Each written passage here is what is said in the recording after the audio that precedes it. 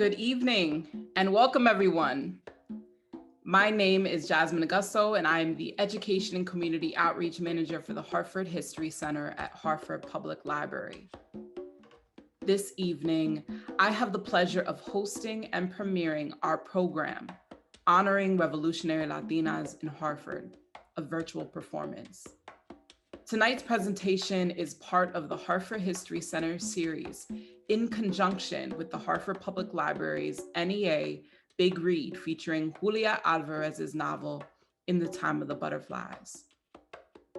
As some of you may or may not know, the Hartford History Center preserves, protects, and shares the story of Hartford in all its many forms, including photographs, newspapers, maps, letters, books, municipal records, and oral histories. As keepers of history and culture for this city within our public library, we see ourselves as a key institution in making these stories accessible to you, our community, through online collections, programs, and exhibits. And if you didn't know, we are open to the public for in-person research currently by appointment Tuesday through Thursday. To learn more and check out our resources, please visit hhc.hplct.org or follow the link in the description. Tonight, we will have the opportunity to see 3 collaborative performance sets by Hartford-based or Hartford-connected poets, musicians, and choreographers who have never collaborated before. This will be followed by a reflection and call to action by 2 Hartford contemporary visionaries. But before we get started, I wanted us to take a moment to pause. One of the many lessons that our revolutionary foremothers, forefathers have taught us and will continue to teach us is that it is important to breathe through all of the work of change in our community. And so I will invite you to take a breath with me. Take a moment to just relax wherever you are watching this right now. If you are able, please place your feet solid on the ground. Take a moment to feel where you might feel tense in your shoulders, in your neck, in certain areas in your body where you might be holding tension from the day, from the week, from the year. It's okay. We all feel something. Now that we're here and we're present, let's go ahead and take some breaths together by inhaling through our nose and out our mouths. And if you would like, you can put your right hand on your heart and your left hand on the bottom of your belly, just so that you can be fully present with your body and your spirit and your energy in this moment. And we are going to go ahead and take an inhale through your nose. Hold it. And exhale through your mouth. And we're going to do that a couple more times. This time I want you to breathe into the areas where you originally felt tense. So go ahead and inhale. Hold it. And exhale into the places where you may be feeling some tension. And for this last time, when we breathe together, I want you to go ahead and make a sound when you exhale. Whatever is going to come out of your body, let it come out. Inhale through your nose. Hold it. And exhale. Thank you for taking that time to breathe with me for a little bit. And I wanted for us throughout this evening to call the names of 3 very particular women, Boricuas, Hartford change makers, that were revolutionary in their time here in Hartford, making lasting marks in our city and beyond.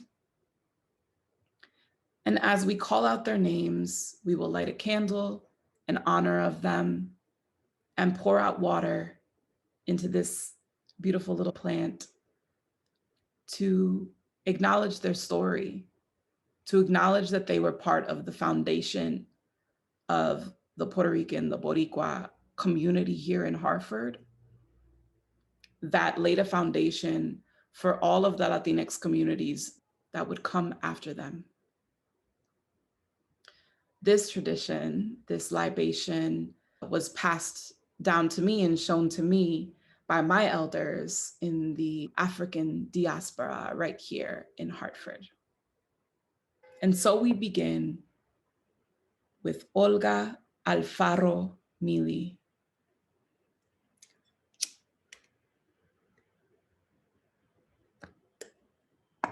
Olga Alfaro Mili was born in Guayama, Puerto Rico, and moved to Connecticut in 1941, one of the first Puerto Ricans in the state, laying the foundation of pioneering social services for the Puerto Rican community in Hartford.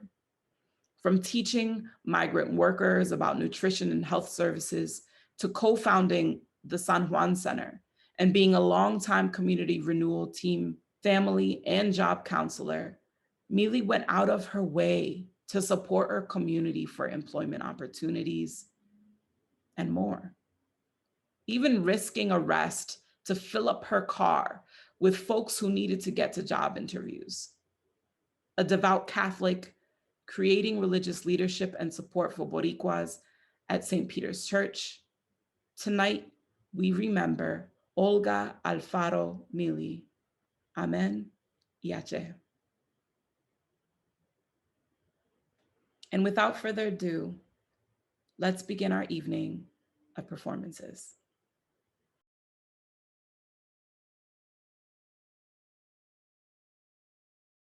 My name is Glaisma Perez-Silva, and I will share a poem titled Negra.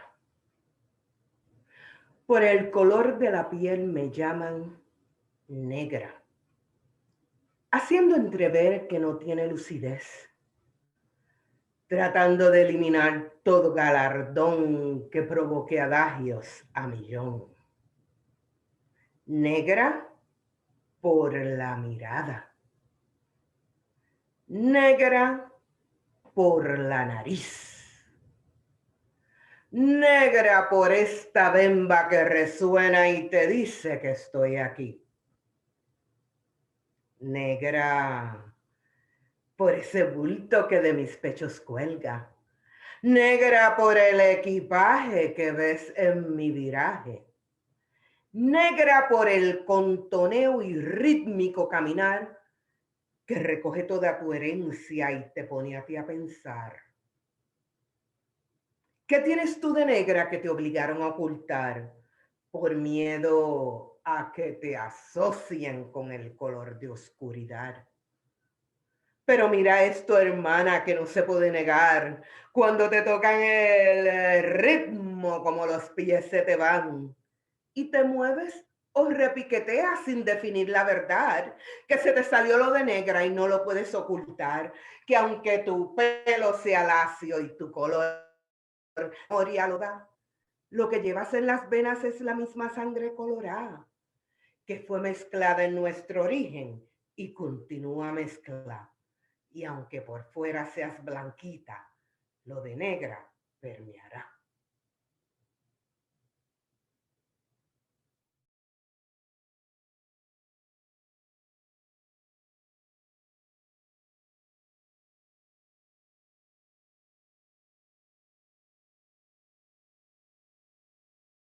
I heard they call it domestic violence, meaning acts of aggression occurring in the home. I'm sorry. There's nothing that feels like home about this, even though that's exactly where it hits. Home.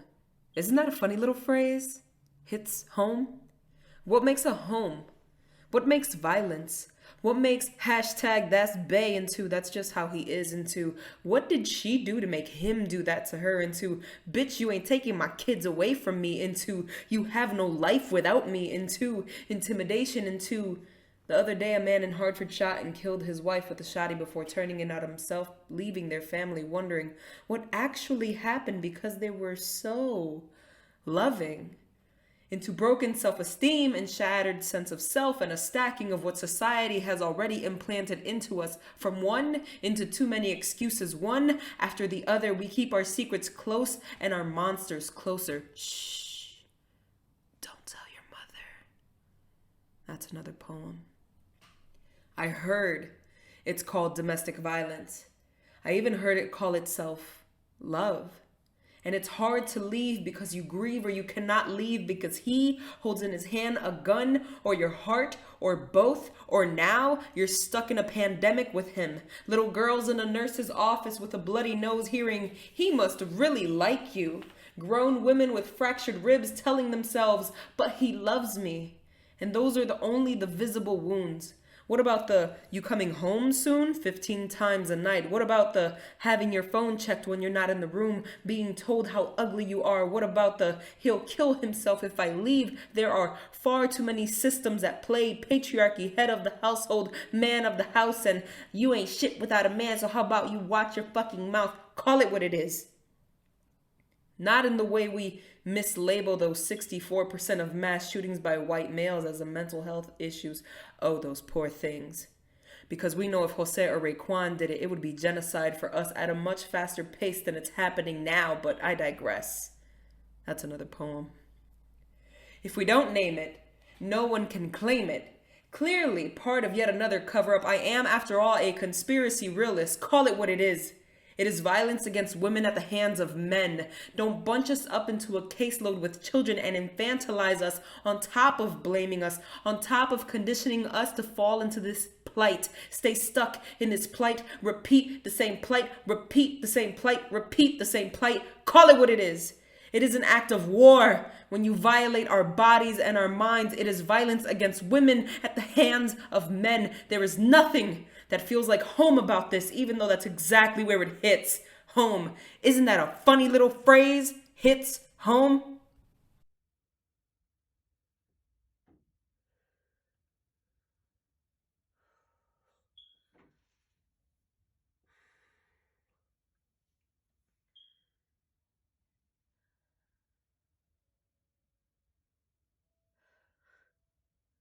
Maria Colon Sanchez was affectionately known as La Madrina, the godmother of the Hartford Puerto Rican community. Sanchez came to Hartford in 1954 at the age of 28, leaving her native home of Comerío, Puerto Rico. She advocated for and initiated what to become a nationally recognized bilingual education program, as she served on the Hartford Board of Education. She was a major force behind the founding of La Casa de Puerto Rico, the Puerto Rican parades in Hartford and Connecticut, and getting Spanish-speaking priests at Sacred Heart Church. In 1988, she became the first Latina elected to the Connecticut General Assembly. Though she only had an 8th grade education, Sanchez was determined to create a better life for herself and her community. After working in tobacco fields in the meatpacking industry, she was able to open her own storefront, Maria's Newsstand, on Albany Ave, which doubled as an office space for much of her political and religious work. Sanchez's work echoes through the city and will never be forgotten. To Maria Colon Sanchez, Amen y H.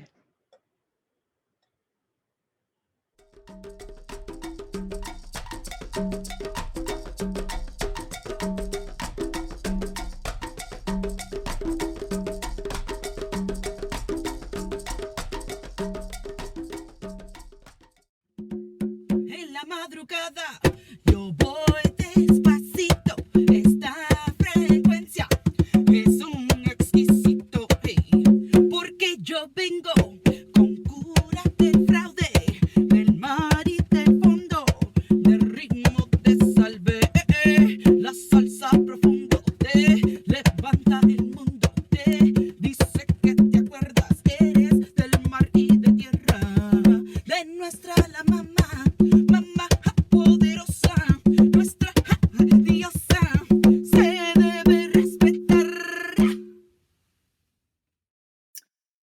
She does it by the book sort of thing, and so it comes off mad surface rehearsed almost. I mean, I guess she has a formula of best practices she follows, but sometimes it doesn't touch on the root of the issue. She is nice, though. You'll see. I think I get what you mean. I just need to see it done. That's how I learned too, best. You know, I'm telling you, it's cultural. Exacto. I never seen a written down recipe when I was growing up. Not a single one. You gotta watch how it's done, and you better memorize how you measure. Because it's different depending on what you're cooking. And they never test you the first time with something easy like potato salad. Or tuna salad. Nope. They throw you off the deep end and make you cook a big, huge caldero of white rice. And if you didn't have the right amount of salt and water, mira, when they open that lid, they don't even have to taste it. One look and they could tell you messed it up. Your whole entire family be ready to revoke your Puerto Rican card. Heart pounding in your chest is like your ancestors are in the kitchen too, watching and judging. And we were like, what age? 10 maybe? 11, 12? That moment is more intense than a freaking championship spelling bee. Yeah, I know. Mad pressure, te lo digo. I remember having my first crush. His mom was old school and wore a bata every day unless she had an appointment. So I knew if I was going to win her over, I would have to impress her with the scent of some well-seasoned food. He was her last born son, so you already know. I made carne guisado con arroz blanco. I was nervous, opening the lid to the pots every few minutes, stirring, tasting, stirring again, closing the lid again. The clanking of the big metal cuchara on the counter made the whole experience feel official. Like I was grown, you know? The air was filled with sofrito, sazon, tomato sauce, sal, and the steam clung and seeped into my clothes and hair and skin. By that stove, with all that focus and all that time, I was becoming the food, and the food was becoming me. Those moments were damn near spiritual, spellbinding. Before I knew it, it was done. I tasted everything one last time. I blew into the spoon and inhaled its richness, and then I took a sip of that sauce, and you couldn't tell me nada. No medals, no cameras, but damn it, at that moment, I was a champ. I called him up and asked him if he wanted a plate. He joked around, teasing me about me cooking it all by myself. I had on the biggest smile. You couldn't tell me nothing. So I knocked. Steam rising from the bowl, feeling all vulnerable but confident at the same time. Yes, see. Time froze when he opened that door. He smiled, I smiled, and somewhere inside I heard his mom yell, "Entra!" My heart pounded really hard because I did not expect that. He walked right by her on purpose. I know he did so she can smell the deliciousness. And she did. And with a curious tone said it smelled so good. And he told her I made it. She took one glance at it and nodded at me.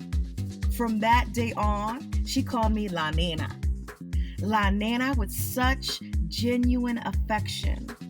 That day, on that day, and not because of him, but because of her, was the day I became a woman. Yeah, you did. Yeah, I did. Merengue, salsa, rumba, bachata beats, songs of dance to people's body heat. My body's my drum beat when I come from Sunday beaches and sea breeze to New York City slums. Oh man, on the corner playing dominoes, drinking rum, move your body to the guitar strum. Project Life in Washington Heights. Only show me glimpses of Dominican life. Acculturation, assimilation. A product of the societal pressure. I don't believe this is integration, but this is life and a domination. I've been thinking about the past, coming from a new generation, first generation.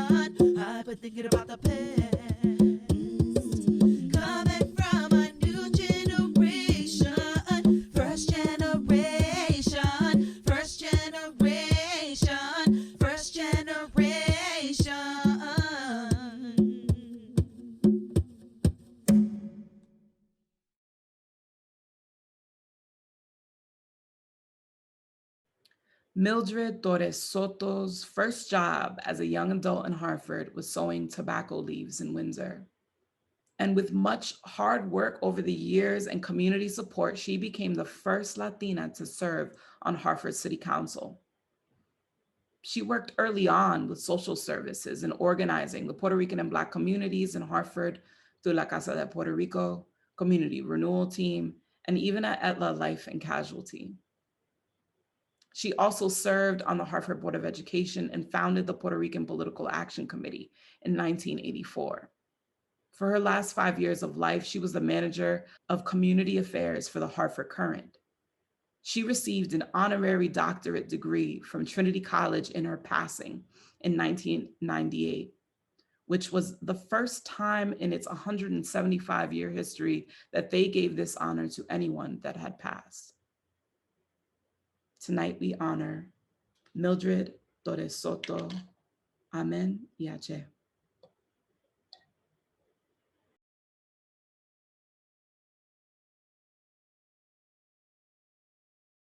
I am the product of a lineage of fiery women, some who had flames hushed out of them, some who swung back, some who sang mystical hymns in secret, some who were beaten, some who were defeated. I feel it.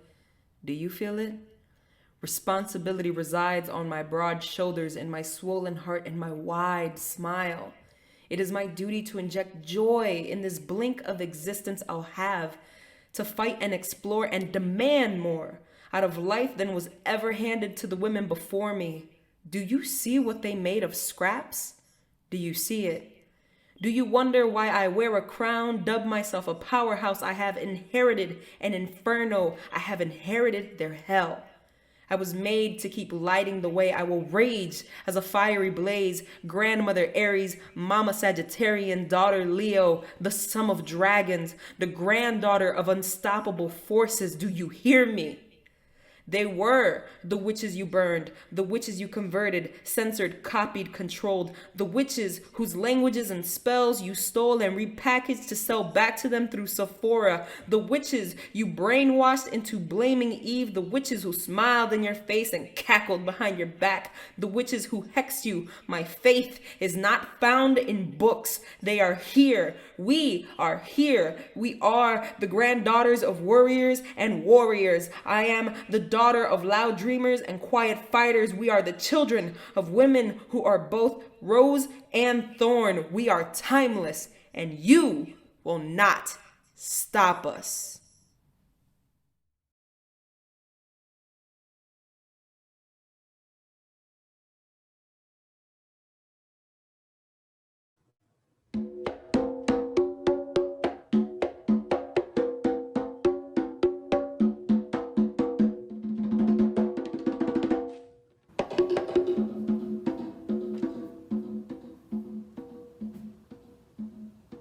Tambor.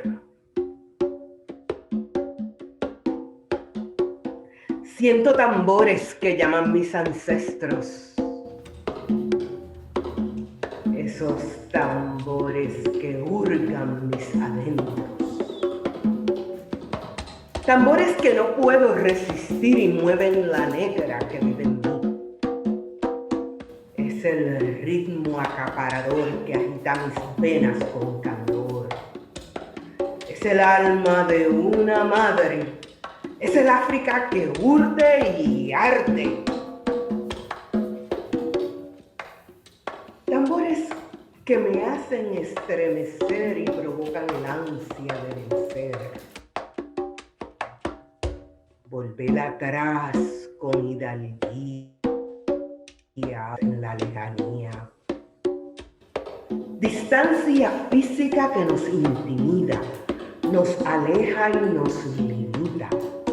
Pero aquí, tambor, llega el momento de volver a resurgir, de buscar en mi presente y tenerte de nuevo aquí.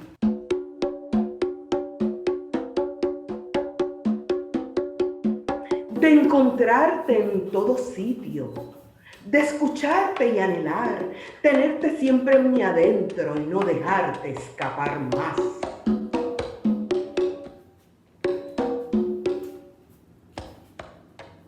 reflexiones que me llegan para emprender con afán. En cada paso que conmigo siempre has de estar, que vives en mi cocina, en mi baile y en mi hablar, que eres mi curandero cuando débil he de estar, que eres mi recetario, mi remedio sin lugar, y eres salero en mi vida enalteciendo mi andar. Tambor, si ves en mis caderas, ¿por qué lo he de ocultar? La madre África con verdadero vagar, poco a poco y persistente hasta poderte plantar. Vagar en embarcaciones, vagar en el corazón, vagar en cada pellejo de animal que servirá con tesón, vagar en cada madera que emitirá tu rico son. Ritmos de bomba, ritmos de plena, ritmo que ajusta, ritmo que asusta.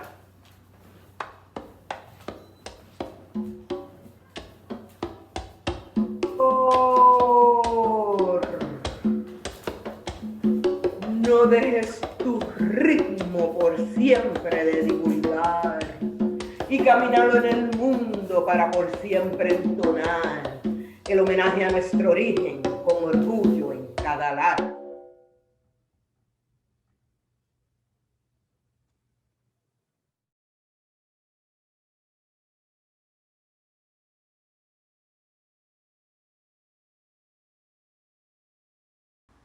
You know, apparently the library wants us to do a reflection on revolutionary Latina women in Hartford. Us and Latina? Esa palabra is so exclusionary. So much richness, and we center the experience on, like, Europeans.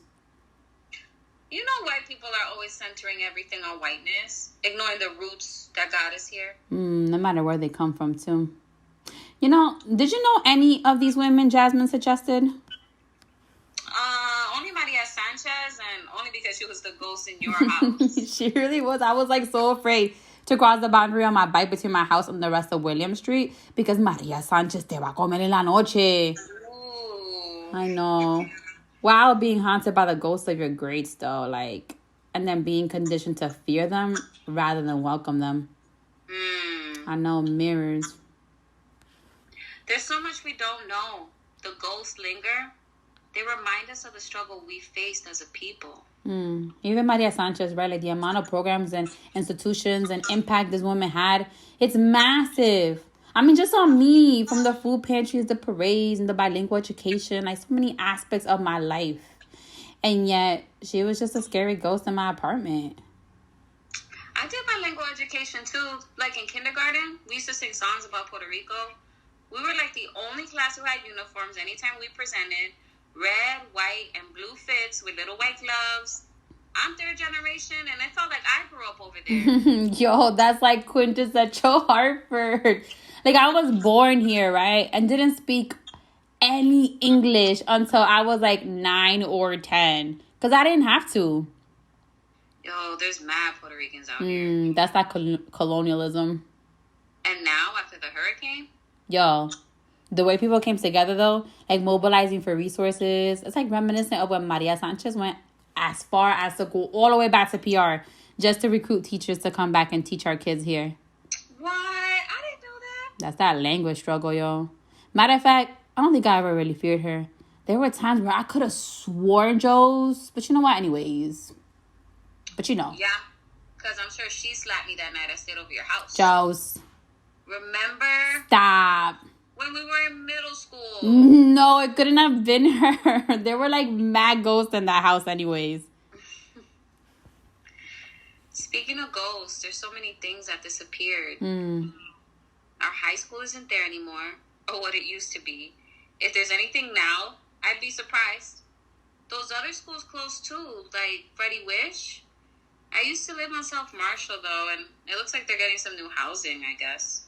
I know what you mean, though, because there's areas where I used to visit and hang out with people, and literally no one lives there anymore. I used to walk all the way up Albany Avenue just to go to Troches to get the best relleno de papas for $1.25. None of that exists. I wonder what Maria Sanchez would say about Hartford now. Anyways, who are the other women? Olga Melez. She taught people about nutrition, health, and gave them rights to work. She used to get stopped by the cops, though, for having too many people in the car. Yo, that's such a common experience, both having too many people in the car and getting stopped by the cops for it. I, wonder if she's the reason why we have so many tropical food, in the grocery store. You know, that good ancestral food.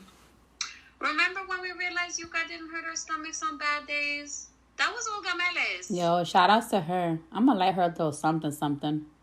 Same. Then there was Mildred Torres. She was the first Latina city council person and organized Black and brown communities. Wow. These are just 3 women's stories from Hartford, and there's so much. Yes. Where was this in school? All that. You gotta work 4 times, 5 times harder. What about the stories of these people? Women who look like us and come from where we come from. Yeah, I bet you if we've had the stories, you would have known we've been working hard. Speaking of looks, I read a paper once that was published that described Maria Sanchez as ugly. The audacity. Women can't do anything without having to explain how we look and why. A word. We're still fighting these same fights.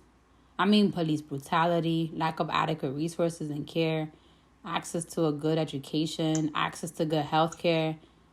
Even Latin feminine people still having to explain away their looks. Come to think about it, women in Hartford are really resilient. It's in our spirit. And while it's not always by choice, right? It's always women who are stepping in and creating community, right? And we're constantly appealing to these systems for our children and our family members and our neighbors. I'm tired of thinking about it. I mean, even now, all these revolutionary Latinas out here, with Lalis Bermudez and Constanza Segovia, Emia Lozada, Leticia Cotto, and Graciela Rivera. Linda Luz Carrillo, Jasmin Agosto, Yesenia Garcia, Mina and Ajwa Echeverria, Catrice, Zulynette, Sin Martinez. Ooh, the names just roll off the tongue. These are just a couple of random people that we could think of right now, too, who we know. There's so many more. Beautiful, resilient people. That's why so many of us keep coming back. Or stay. Until we get kicked out. You think COVID stopped gentrification? I don't know. I think about all the Latina women who did incredible things in Hartford. Great things. But we're too something or another to be recognized. Yeah, too disabled. Too black. Too queer. Too broke. Not polished enough. Didn't speak English. No college degree. Too indigenous. Trans. So many. Maria Sanchez didn't have a college degree. You know she only had an 8th grade education? Well, boom, a degree doesn't indicate your level of brilliance, just your level of access. Makes me wonder how all that worked out once all the young Latinos had their degrees, And women are always taught to be quiet. And these women said no. You remember the time the kids in our class coordinated the walkouts? Oh, yeah. Oh, my God. The whole class got in so much trouble. And yeah, it goes to show that these organizing roots, they run deep. Beautiful, resilient, brilliant people. That's why I love Hartford. Yo, cuidado. Don't take that from you and run with it. Shout out to the great ones. Yeah, shout outs to you, yo. And you. You think they'll get this? This feels, I don't know, reflective. I don't know. But it's real Hartford voices reflecting. Yeah, look at us. You right. Let's give it up to all of our incredible performers and speakers this evening. Just as they have lifted their voices to speak on their stories and perspectives, and as we have honored some incredible change makers that have come before us, we invite you to do the same in whatever form, language, or community organizing effort that you are called to do. There are those around you waiting to hear your voice and connect with you.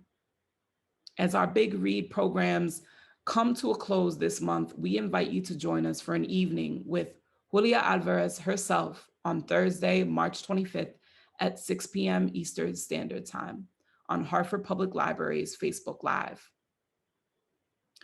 Also, you heard it here first. We have officially extended the submission for the Revolutionary Latinas in Hartford Community Art Project.